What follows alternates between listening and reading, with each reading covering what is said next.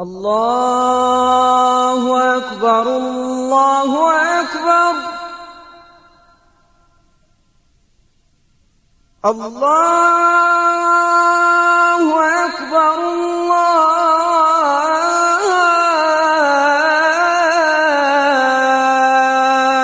الله أكبر.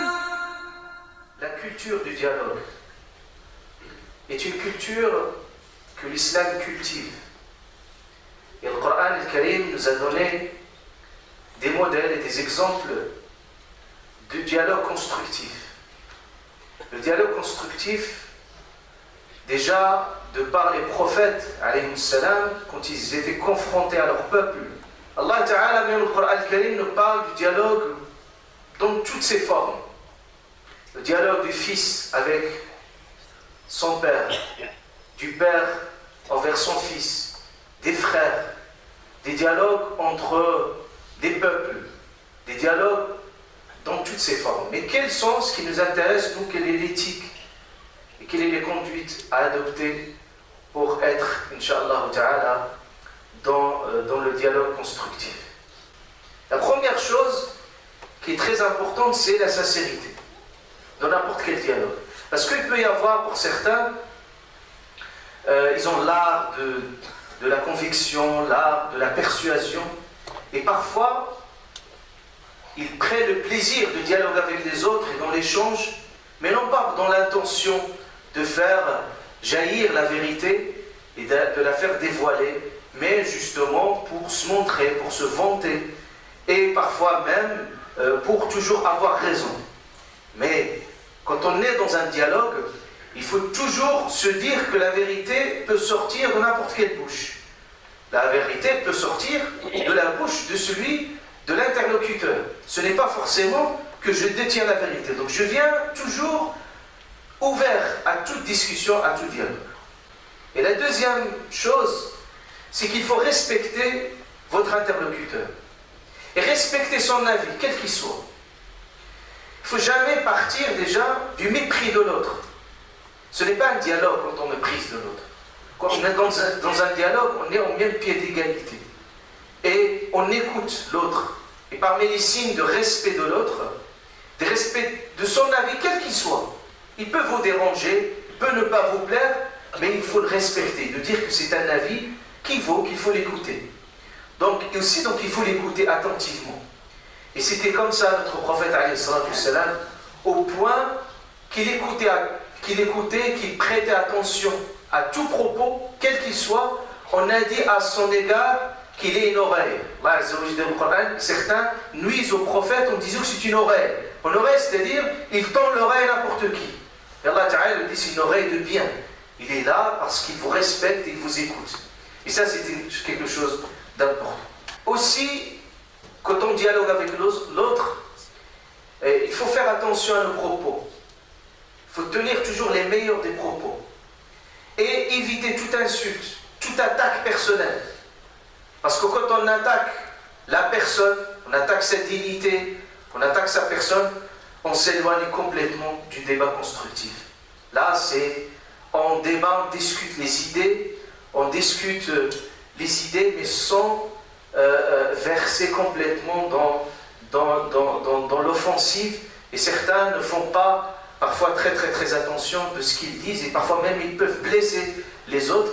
Et ça, c'est par expérience que quelqu'un perd, c'est-à-dire quand il perd la personne sa légitimité, sa crédibilité quand il est dans l'attaque personnelle. Et plus il manque d'arguments, plus il va élever sa voix, plus il manque de débat constructif.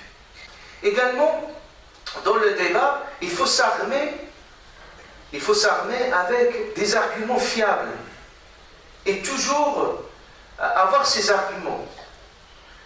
Le débat sans arguments, sans avancer des arguments, des raisons, n'est pas un débat en soi. Parce que le but, c'est de convaincre l'autre, de le persuader. Donc il faut trouver la bonne manière et le bon argument pour essayer d'avancer. Et le Coran al-Karim, il en est des mêmes. Mais cultivons-nous cette culture. Dans le Coran al-Karim, Allah Azza wa Jalla, quand il parle de son unicité, des sujets les plus importants, les plus cruciaux, Allah Ta'ala, quand il parle, il avance des arguments. Quand il parle même de son unicité, il nous donne des arguments. Il interpelle l'autre, il interpelle la conscience de l'autre pour essayer de l'amener progressivement à adopter son point de vue. Également, un principe fondamental dans le dialogue, c'est la liberté. Il n'y a pas de dialogue sans la liberté de dire ce qu'on pense. Donc, il n'y a pas de censure. Si Allah Ta'ala a censuré, il pourrait censurer déjà Iblis. Mais toujours, il lui a donné la possibilité de s'expliquer. Quand il lui a dit, il a refusé de se soumettre à l'ordre. Allah Ta'ala ne l'a pas puni directement. Il lui a demandé de s'expliquer. Il lui a dit, pourquoi tu as refusé de se prosterner? Et puis il a expliqué ses raisons. Ibrahim alayhi salam, il reçoit l'ordre d'Allah Azza wa Jal de d'immoler son fils, et pourtant il va vers son fils, il lui a dit, j'ai vu dans le rêve, la révélation des prophètes le rêve est une révélation, donc il lui a dit, dis-moi qu'est-ce que tu en penses. Dis-moi qu'est-ce que tu en penses. Et c'est fondamental de prendre ce slogan, dis-moi qu'est-ce que tu en penses. Il faut laisser les gens la possibilité de penser, de dire. Parce que le non-dit est plus dangereux. Et dans tous les sujets. Donc, toujours, laissons la possibilité aux autres de dire ce qu'ils pensent. Et c'est toujours fondamental et c'est toujours important. Et d'ailleurs, Allah Ta'ala, il le dit à propos de Pharaon. Le slogan de Pharaon, c'était quoi? Ma urikum illa ma ara. C'est-à-dire, vous devez vous aligner tous à ma propre vision. C'est une vision unique. Il faut que tout le monde se soume à sa vision. Alors que le prophète, alayhi salatu salam, à plusieurs reprises, toujours dans l'échange, toujours même lui, il prend l'initiative de dire à ses compagnes, dites-moi, proposez-moi, j'entends vos propositions par rapport à n'importe quel. Et à plusieurs reprises, Sahaba même, ils ont donné d'autres avis qui sont différents du prophète alayhi salam. Il s'est aligné à leur avis, si un avis d'experts parmi les leurs, alayhi salatu salam. Et pour finir, il faut absolument deux principes fondamentaux quand on est dans un dialogue. La première, la connaissance suffisante. Parce que quand on dialogue autour d'un sujet, parfois ça part dans tous les sens. Pourquoi? Parce que des gens qui ne maîtrisent pas le sujet, qui n'ont aucune compétence dans le sujet, et qui discutent du tout et de n'importe quoi. Alors ça devient quoi? Ça devient une perte de temps, et ça devient on peut dire, un bazar où tout le monde en parle, tout le monde discute sans qu'il y ait réellement de fondement. Donc, il faut savoir que l'économie est une science, la politique est une science, la psychologie est une science, din est une science. C'est pas n'importe qui également qui peut se permettre de dire n'importe quoi. Ça, c'est quelque chose de fondamental. Et la deuxième dimension, c'est la justice et l'équité. L'équité. Il faut être équitable. Quand on est avec l'autre, on dialogue avec l'autre, faire attention. Et l'équité, il est encore difficile à appliquer avec les personnes qu'on aime, avec les personnes qu'on haït. C'est pour ça qu'Allah Ta'ala nous dit وَلَا يَجْرِمَنَّكُمْ شَنَآنُ قَوْمٍ.